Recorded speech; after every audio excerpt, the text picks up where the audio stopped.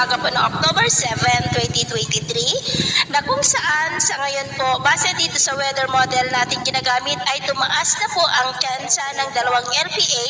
na nasa labas ng ating area of responsibility na maging bagyo. Ang nasa malayong bahagi po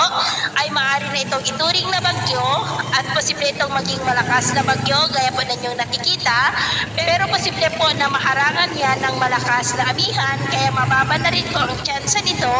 na makalapit sa ating kalupaan. Ang LPA naman na nasa mas malapit, about 1,540 km east ng Kabisayaan ay posible nang papasok sa ating area of responsibility mamayang gabi hanggang bukas po ng madaling araw. Kung maging bagyo po ito ay posibleng mahinang bagyo lamang dahil ma-interrupt po ng amihan ang development nito, pero tatawagin pa rin po yan sa local name na Bagyong Kabayan kung maging bagyo na po sa datos ng Pag-asa.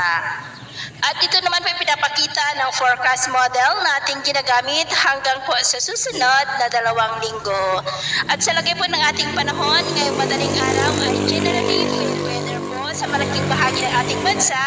pero dahil sa habagat ay may maulap na kalangitan na may mga pulong-pulong pag-ulan, dyan po sa may extreme northern Luzon, ilang bahagi po ng Pangasinan, Zambales, Bataan, Bulacan, ilang bahagi ng Metro Manila, Dasmariñas, Nasugbu at may mga isolated rains rin po sa ilang bahagi ng Bohol, Southern Leyte at Caraga. At mamaya ay sisikat po ang araw sa malaking bahagi ng ating bansa maliban lamang sa mga tsansa ng maulap na kalangitan na may mga pulong-pulong pag-ulan dyan sa may extreme northern Luzon, western section ng Ilocos Region, ilang bahagi po ng Santa Ana, Cagayan, western section ng Central Luzon,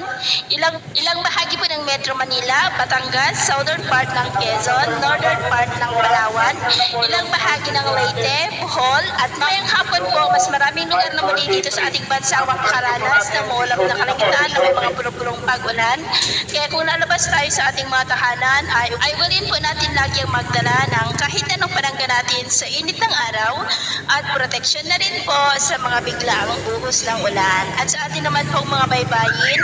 wala naman po tayong nakataas na namang gale warning signals, pero iba yung pag-iingat lamang po kung papalaod tayo